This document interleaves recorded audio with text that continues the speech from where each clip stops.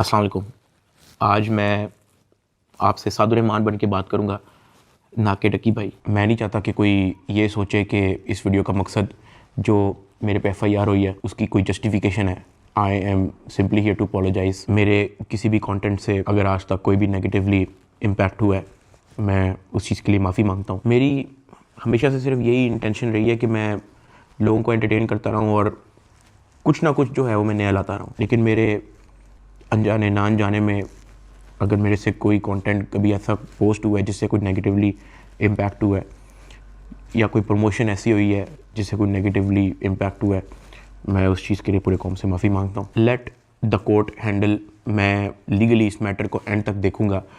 मैं कोर्ट्स के साथ पूरी तरह कोऑपरेट करने को रेडी हूँ और कर रहा हूँ।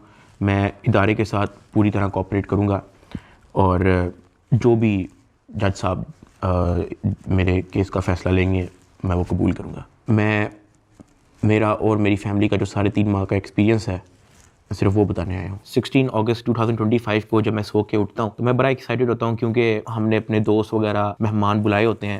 हमने अपने घर में दावत रखी होती है। मेरे सब दोस्त आते हैं, बड़ा इंजॉय करते हैं, हम खाना शाना खाते हैं, गपशप लगाते हैं, मेहमान चले जाते हैं। उसके बाद मैं और रूब पैकिंग में लग जाते हैं, क्योंकि हमें मलेशियन गवर्नमेंट का एक इवेंट है, उधर से इनवाइट आया होता है कि डकी भाई आप आएँ, हमारे लिए कुछ वीडियोस वगैरह बनाएं। पूरे पाकिस्तान से उन्होंने एक मेल और एक फ़ीमेल को चुना है, जिसके अंदर मेल में उन्होंने मुझे चुना है। बाकी कंट्रीज़ से भी उन्होंने एक मेल एक फ़ीमेल इनवाइट किए हुए थे और मैं बड़ा एक्साइटेड था कि पूरे पाकिस्तान के अंदर से उन्होंने एक बंदा चूज़ करना है और उन्होंने मुझे चुना। मैं बड़ा ऑनर फील कर रहा। हमने बड़ी जल्दबाजी में पैकिंग की, क्योंकि मेहमान आए होते हैं, हमें टाइम नहीं मिलता और मुझे नहीं पता था कि जब हम पैकिंग करके अपने घर से निकलेंगे तो मेरी ज़िंदगी का सबसे मुश्किल वक्त शुरू हो जाएगा। मेरे वहमो गुमान में भी नहीं था कि मेरे साथ क्या होने जा रहा है। हम जब पैकिंग करके सामान गाड़ी में रखते हैं, गाड़ी हमारी एयरपोर्ट की तरफ चल पड़ती है। एयरपोर्ट पहुंचते हैं, हम सामान अपना अनलोड करते हैं। रात के 9 बजे के करीब हमारी फ़्लाइट होती है। हम काउंटर पे जाते हैं और हमें अपना बोर्डिंग पास मिल जाता है। उसके बाद जहाँ पे इमिग्रेशन होनी होती है, जहाँ पे आपके पासपोर्ट पे एग्जिट स्टैंप लगती है, हम जब वहाँ पे पहुँचते हैं तो वो मेरे से पूछते हैं कि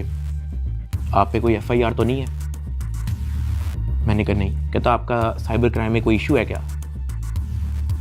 मैंने कहा नहीं। कहते आप हमारे साथ आ जाएं। मैं और रूब एक दूसरे की तरफ देखते हैं कि ये क्या हो गया। हम किसी को ऑन टाइम ज़्यादा इन्फॉर्म ही नहीं कर पाते हैं। मैंने ज़िया को सिर्फ मैसेज कर दिया है कि ये इस तरह से इशू हो गया है, तो शायद हम फ्लाई ना कर पाएँ, तो आप प्लीज़ गाड़ी जो है वो एयरपोर्ट ले आओ और हमें यहाँ से पिक कर लो। हमें लगा कि शायद हमें बस सिर्फ फ्लाई नहीं करने देंगे और हम घर जा सकेंगे। 5-10 मिनट के बाद इमिग्रेशन वाले हमसे हमारे मोबाइल ले लेते हैं, कहते हैं कि इसको एयरप्लेन मोड पर लगा दें और अरूब की तरफ वो इशारा करते हैं कि अगर आप जाना चाह रही हैं मलेशिया तो आप जा सकती हैं।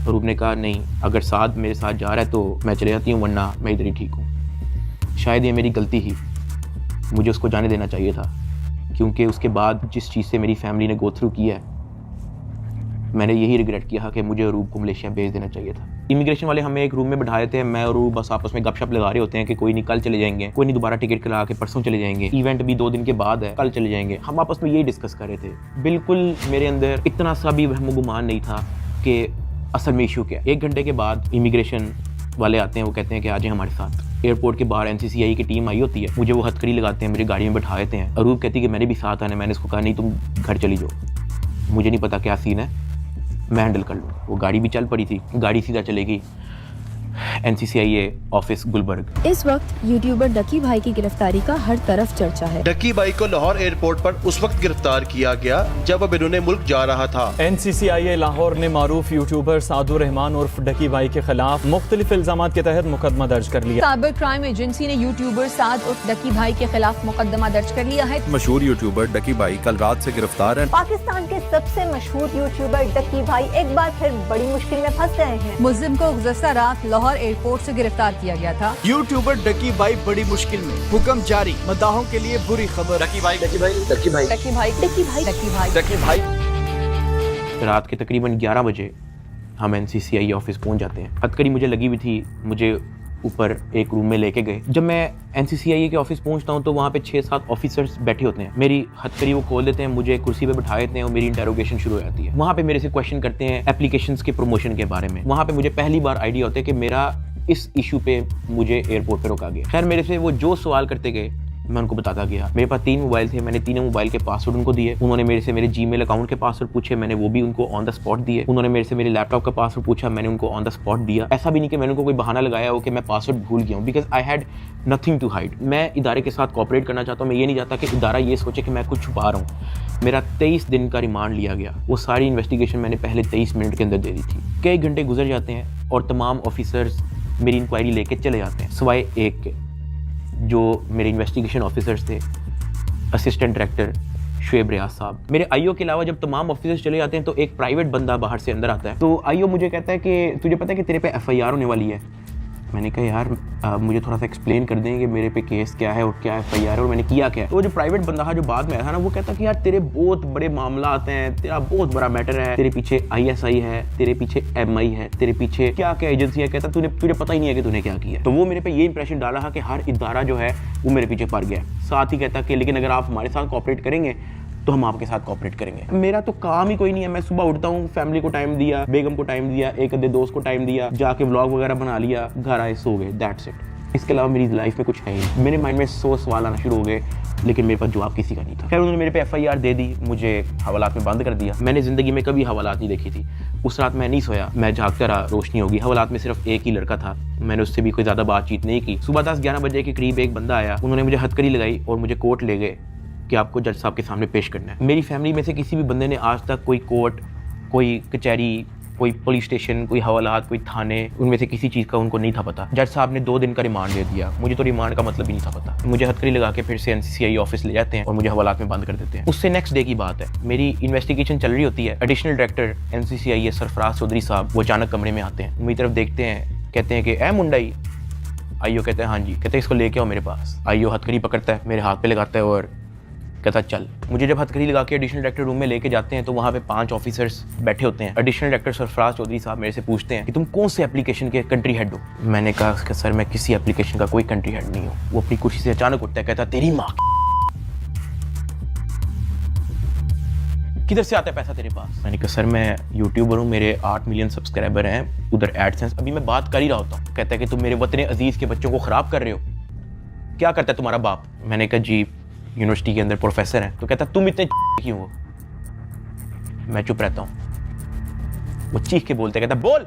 मैंने कहा जी सर मैं सिर्फ वीडियोस बनाता हूँ, मैं यूट्यूबर हूँ। माँ बहन की गालियाँ वो देता रहता है। उसने मेरे मुंह पे बहुत जोर का थप्पड़ लगाया। मैं बिल्कुल चुप होकर ऐसे मुँह नीचे करके खड़ा हो गया। तो कहता मुँह ते कर, मुँह ते कर। अभी मैंने मुंह पर किया नहीं था। वो जोर से चीख के कहता मुँह ते कर। अभी मैंने वो मुँह पर किया ही था, उसने मुझे दूसरा थप्पड़ लगाया। मैं वहाँ पे बड़ा हेल्पलेस फील कर रहा कि यार मेरे से ऐसा क्या हो गया। मैं भी ये सोच ही रहा था, उसने मुझे तीसरा थप्पड़ लगाया। मुझे माँ बहन की गालियाँ दी जा रहा है। मैं अपना मुँह नीचे करके खड़ा हुआ हूँ तो मेरे थप्पड़ इधर लगता है, फिर वो कहता मुँह पर कर, फिर मेरा थप्पड़ इधर लगता है। वो मारी गया जब तक उसका दिल नहीं भरा। मैंने तो गिने भी नहीं है कि उसने मुझे थप्पड़ कितने मारे हैं। फिर वो मुझे कहता कि अपनी टांगे बैंड कर। मैंने अपनी टांगे बैंड कर ली। कहता हाथ ऊपर कर। मैंने अपना हाथ ऊपर कर ली। वो घर में एक वीडियो कॉल लगाता है जो एक बच्चा रिसीव करता है जिसकी एस्टिमेटेड तकरीबन एज होगी 7 साल। एक हाथ में सिगरेट होती है। वो उस बच्चे से पूछता है कि डकी भाई को जानते हो। वो बच्चा कहता है जी। वो बैक कैमरा ऑन करता है, मेरे हाथ खड़े होते हैं, टांगे बैंड होती हैं। वो कैमरे से दिखाता है उस बच्चे को कि कौन है ये। कहता डकी भाई। तो कहता कि तुम इसके प्रोग्राम देखते हो। कहता जी। वो पीछे जो प्राइवेट मुलाजिम खड़ा होता है वो बहुत ज़ोर का पीछे थप्पड़ मारता है। सरफराज चौधरी साहब उस 7 साल के बच्चे को कहते हैं ये देखो इसके साथ क्या हो रहा है, आप देखोगे तुम इसका प्रोग्राम। कहता नहीं, चलो फटाफट इसको गालियां दो। बच्चा कहता है कि सरफराज चौधरी साहब कहते हैं और का बच्चा। सरफराज चौधरी साहब कहते हैं और का बच्चा। थप्पड़ वो मारी जा रहा होता है पीछे। वो वीडियो कॉल पे उस बच्चे को दिखा रहा होता है कि ये तुम इसके प्रोग्राम देखते हो और ये मैं क्या बताऊँ यार। खैर मैं तब बड़ा हेल्पलेस होता हूँ। मैं समझ नहीं आती कि मैं क्या करूँ और किस तरह इससे निकलूँ। मैंने क्या किया ऐसा। खैर वो सरफराज चौधरी कहता है कि इसको ले जाओ, इसकी तरीके से तफ्तीश करो। जबकि मैं Day 1 को आया हूँ, मैं सब कुछ मोबाइल का पासवर्ड मैंने लैपटॉप के पासवर्ड, मैंने जीमेल के पासवर्ड, मैंने एक चीज़ नहीं छोड़ी।